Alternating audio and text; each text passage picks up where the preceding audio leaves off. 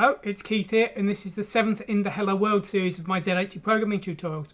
In this series, we're creating a Hello World example with just a single assembly file on each system every week. This week, we're going to look at the TI-83 calculator.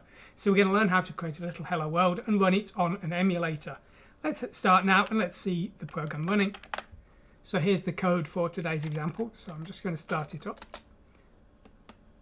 Now, I'm using my development tools kit. You can download this from my website and hopefully that will get you set up to compile immediately. But you should be able to compile this with any assembler you want. And if you are using a different emulator, you can do so as well. Now, I'm using WabbitMU, but I can't distribute the ROMs for the operating system. So you'll have to find your own TI-83 ROMs if you're downloading my dev tools.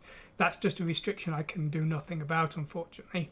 So anyway, let's see the program running here. So if I just press enter here on the calculator, you can see Hello World 324 here, which is our test message. Okay, so how does today's example actually work? Well, when we're creating an example for the TI-83, we need to start with a short header here. So we start our code at 9D93. This is 2 bytes for the header, so our data will actually start at 9D95 in memory, in hexadecimal of course. So the header just is the byte hexadecimal BB, then 6D, and then we go straight into our code. Now, when we compile this with our assembler, we're saving a binary file. However, we do need to convert that binary file to the correct format for our hardware. Now, it's not just the emulators that need this format, it's the real hardware as well. So we've got to convert, but we'll have a look at that as well later. So what are we going to do? Well, basically, we're creating 2 commands today. The first is a print character command, and the second is a new line command.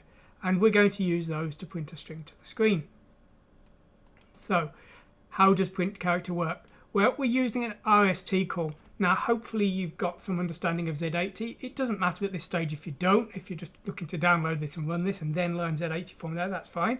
But RST28 is a low call. Now, this might be called RST5 on some systems, but in the case of ASM, it's called RST hexadecimal 28. And this will call a memory address in the low area of the memory. And then you can see there's 2 bytes here. And these are effectively the command of the operating system we actually want to call. So 4504 is a command referred to as putC, which prints the accumulator as a character to the screen. We're also creating a second command for new line. This is again using RST hexadecimal 28 here, but this time we're using 452E, which is called new line, and that just starts a new line on the screen. Now, when we're actually printing our string, we're calling print string here. We're passing the address of message, which is our test message here, and we're loading that in HL. Then we call this print string command. Now, the print string command loads in each character from HL, checks if it's a 255, which is the end of line character. If it is, then it just returns. If it's not, then it prints the character to the screen and it repeats until it gets to the end of the string. So there we go. That's how we get a string to our screen. Now, there is a more advanced example here. This includes a monitor function, which we wrote in the multi-platform series. Now, I'm not going to go into the details of that because I've covered it before and it's much more complicated. But with all of these examples, I'm giving you the ability to show the current state of the registers and areas of the system memory just as an extra, because if you're looking to write your own program from scratch without using the rest of my tutorials, you might need to be able to do simple debugging to see what the registers are or to check if the memory is the way you think it is. So these are quite handy.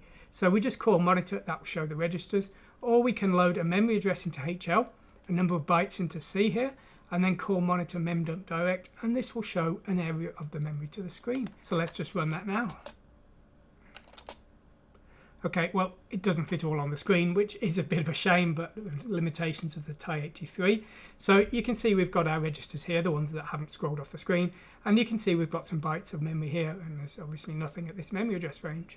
So we can use those. Now, in practice, we'd probably not want to use the monitor on this system. It'd be more convenient to just print an individual register, just H or HL, to the screen at a specific location maybe. But as I say, I've been doing this on all of the systems, and I wanted to keep things consistent for the TI-83, even though its small screen doesn't make it as useful.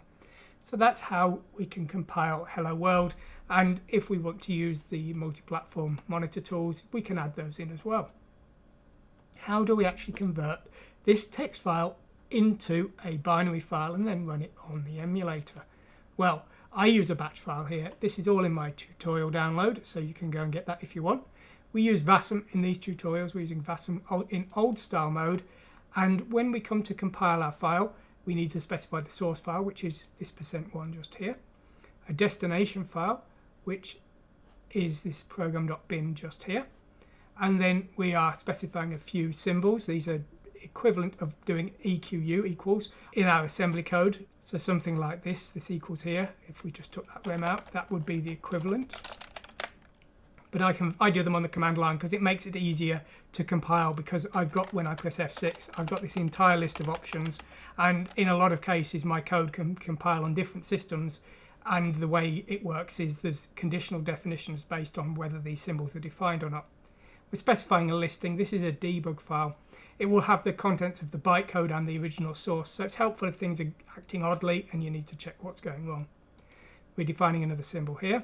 We're disabling case sensitivity, and we're using a command called check labels. This is very helpful. Now, if we accidentally forget to put a tab here, this return command will be treated as a label called ret here. Well, that's not correct. And so what that check labels does is it looks and sees if a label matches the name of a command, and if it does, it warns us that we've probably made a mistake. So that check labels is very helpful. And this will create a binary file, but we need an 8xp file for our emulator. How do we do that? Well, what we do is we use a program called bin2-8xp. Now, this is a program I found on the internet. I didn't write it. However, there was a bug in the original version I found online, and I've fixed that bug, so you can download the updated version of my DevTools or on my website. I didn't do much work here. I just found a small bug and fixed it. But if you're doing a large program like the Grime Z80, you would need that fixed version. But for Hello World, any version will work fine. What it does is it converts program.bin to program.8xp. We're specifying that we don't want the file to be encrypted, and we don't need any kind of comment adding to the file. So that will save an 8xp with the name program, because that's what we specified here. And then we just need to start that in our emulator. Now, when I start my emulator, I use a save file. This save file we'll see in just a second. And then we're specifying the new file that we want to load into memory here. So program.8xp. So if I run the emulator just here once again, you can see it starts up with these commands already typed in here. And this allows me to very quickly load the program. But what happens if we don't have that automatic save file typing that text in for us? How do we actually start our program? Well, it's a little bit of a pain.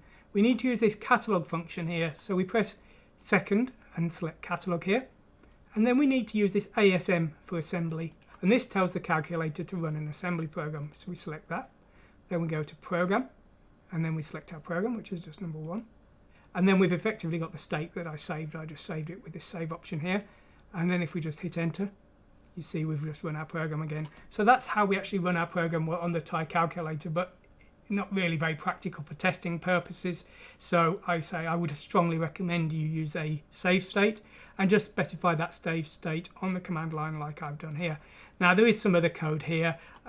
This is just debugging stuff. If the emulator hasn't got a save state, it will show a warning saying you've not got a ROM.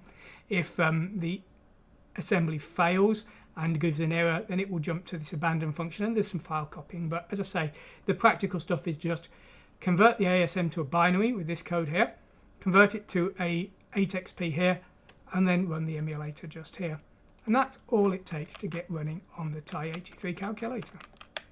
So there we go, that's the TI-83. Now, the TI-83 is a bit of a limited system compared to things like the Game Boy, but I find it a lot of fun because I think it's quite an interesting system, and it's quite curious to work on these very limited systems. You know, it really sort of pushes you to see what you can manage with as little as possible. And the TI-83 was around an awful long time, a lot longer than the other systems, so I think it deserves some respect as a Z80 system. Anyway, I hope you've enjoyed this lesson. Thanks for watching, and goodbye. Now, if you have questions, comments or suggestions, please feel free to sign up to my web forums. Every tutorial episode has its own section on the forum. If you just click on these buttons here, you'll see it goes to a matching page of my forum. The forum's just at chibiakimas.com/forum. It's free to sign up, of course. You can show off your projects you're working on. I totally encourage you to show us what you're working on. And if you've got any questions, any suggestions, please let me know them. It's purely an assembly forum, So if you're working on assembly programs and you want to show them off, please sign up and show us what you're working on. Thanks a lot.